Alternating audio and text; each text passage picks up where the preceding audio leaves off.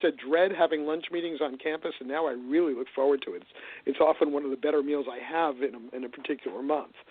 And so, and I see like Marlborough College and a lot of the business schools, big well-known business schools, places like Dartmouth, and they're really making the shift. But they're still teaching it as kind of a sideline thing, like this is for all you cool and groovy hippies, and it needs to be somewhat more integrated into the mainstream business curriculum. And then grade schools don't teach really business concepts, and I think that's it would be nice if they did, at least basic financial literacy. We'd have a lot less problems with people racking up big credit card debt and other stuff if at age 6 people started teaching at a simple level some lessons about how to run your finances. And but I do see the people who are in between those cohorts, so like people who are graduating high school now. They're not in grad school yet. They're just entering college, but they are so aware. They're organizing big demonstrations. So we all know about the Parkland kids and the amazing things they did, and I am seriously hoping that they have registered some millions of people to vote in these 3 years. But it's not just the Parkland kids. Like we had one of my Facebook friends is a young woman named Sherilyn. I think she's 20 now. And she organized a big march here about gun violence, and she got like her whole high school to participate. And then this past fall, she managed the campaign of a friend of mine for a city council seat who won big. And I love seeing people like that who are so engaged and so involved. And I was a child activist. By the time I got to Antioch when I was 16 and a half, I had been an activist for about 4 years. I started at age 12. And so I was told I was too young to make a difference, and now at 63 I'm beginning to hear people tell me that I'm too old to make a difference, and I call BS on both of them. You're never too old or too young. A friend of mine actually, I went to her 100th birthday party in March last year, a year ago, and for what she said she wanted for her 100th birthday is at least 100 people marching with signs through the downtown Northampton, Massachusetts, with 100 different causes. She got 300. And she was proudly at the front of the march in her wheelchair being pushed by a friend. And she wasn't patient enough to wait for the police to show up for the traffic detail control. So the mayor of that city and our state senator were out there directing traffic and stopping cars so that the marchers could get through. It was pretty wild. She died in the summer, but 2 weeks before she died, my wife and I were part of a delegation that went to Homestead, Florida, to witness at the prison for migrant teenagers that was operating there at the time. And some of the same of us just got back from this trip to Texas where we were witnessing what was going on in the migrant protection protocols, which is a badly named and extremely oppressive, sick joke of how we are treating people trying to get asylum in this country. So anyway, 2 weeks before she died, Frances was at one of our report backs from Homestead. So she was an activist right up to the very end. Yeah, that's good. So and you're right. Old, you're never too young. No, I'm a big my fan. My younger kid, when we did Save the Mountain, this is 20 years ago. So my kid is now 27, but at the time was 6 and a half, and organized a fundraiser for us. Went around to local storekeepers to get them to donate stuff for a kids raffle. You know, so a 6-year-old can be involved. Oh yeah, and I'm a big fan of, and I guess she's I guess she's a teenager now, maybe in her 20s. But I'm a big fan of Greta, the one from the European. Yeah, she's amazing. Yes. And she definitely doesn't seem to hold any punches in terms of letting folks know that she's concerned about the environment and afraid that there will be no environment for her to be concerned about if some of us that are adults, whether it's in the middle age or the younger ages or even the elderly, aren't doing things correctly, because she's afraid that by the time she gets to our age, there will be no planet for her to be concerned about. And I think her that she is on the Asperger's spectrum actually gives her in many ways, more strength and power than she might have if she were quote unquote normal. More determination. And I think it's also, not only is she doing amazing things for the environment and climate change, but she's also doing amazing things for disability awareness. Yeah, there's no doubt about that. She's definitely doing some things for disability awareness. I think we have another caller as well. Definitely want you to stay on, Shell, but it looks like we got somebody else on the line. That might be Natalie, who I think is calling to talk about her political run. So I definitely want you to stay on the line, and let me see if I can get to Natalie real quick. We don't have to go to a break, Dean. Hold on a second. I think I can get there. You got Hello? it. Is this a – yep, I got it. Is this Natalie on the line? Yeah, this is Natalie. Can you hear me? I can hear you, Natalie. We've been talking to Shell Horowitz, who is doing a lot of work with activism out of the environment and really promoting of green and things of that nature, and is based out of Massachusetts. He's written a number of great books, and we've been glad to have him on. Natalie, you are running for state office here in North Carolina. So tell people what you're running for and what some of your platforms are. I know that you're also concerned about things that have to deal with activism. I've known you for a number of years and know that you have definitely been involved in a lot of things. And you also were a member of the Soil and Water Conservation before deciding, and I guess you still technically are unless you win the seat.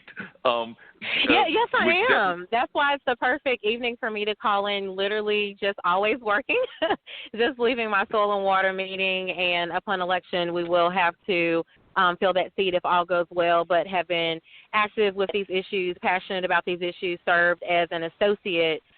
You can serve as an associate on the board before becoming elected. So hit the ground running. The first thing I did upon being elected was schedule a meeting with African-American legislators in the General Assembly to discuss concerns that some of our black farmers were having and our small farmers, and was very active, just making sure that our small farmers have the resources that they need. Also worked really hard to get ahead of this industrial hemp boom and eventual legalization of cannabis, to make sure that farmers of color were not left out of those opportunities. It's going to be a multi-billion-dollar business nationally. Yeah, definitely. And I'm imagining that even in the soil and water conservation, you probably had some dealings with some of these companies like what Shell has been promoting, which is these businesses that are entrepreneurship businesses, but they're doing very green kind of businesses. So they are supporting things to a green kind of attitude and not kind of attitudes that will destroy our environment, because he talked about a company that actually, and I forget where it was, Shell, you can jump in, but it was a company that employed ex-cons and things of that nature in another one of our fair states and everything. Yeah, and he was also talking about some of these other Bakery businesses. In Yonkers, New York. Mm-hmm. Bakery in Yonkers, New York. They supply brownies to Ben & Jerry's and to some fancy New York hotels.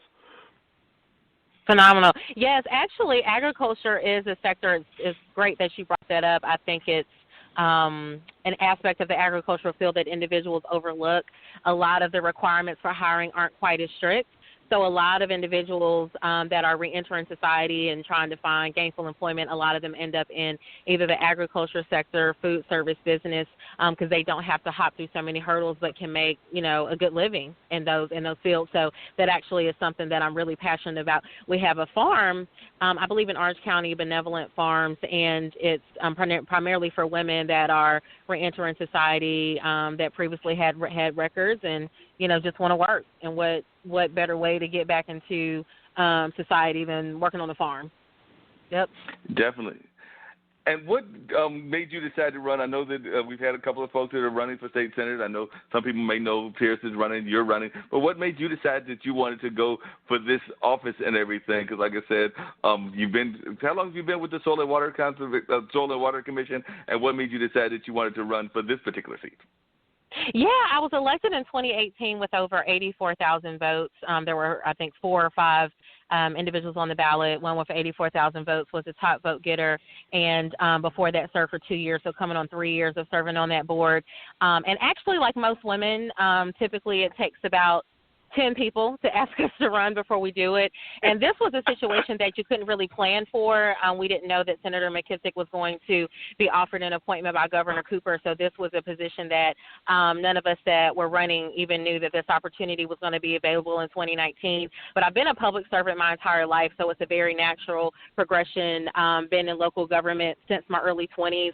My very first project was appropriating Obama stimulus funds for transportation projects. So the only candidate that has, as far as I've been on the receiving end of what it feels like when your funds are cut and you still have to try and provide services for urban communities as well as rural communities, still try to pave those roads and do something about potholes in transit when your funds have been cut, still try to remediate toxic waste sites and have clean drinking water when the General Assembly has cut your budget. Most recently worked for Attorney General Josh Stein. We worked successfully with a number of legislators to get a bill passed about opioid issues and the opioid epidemic, and it wasn't even a month later that our budget was gutted by $10 million.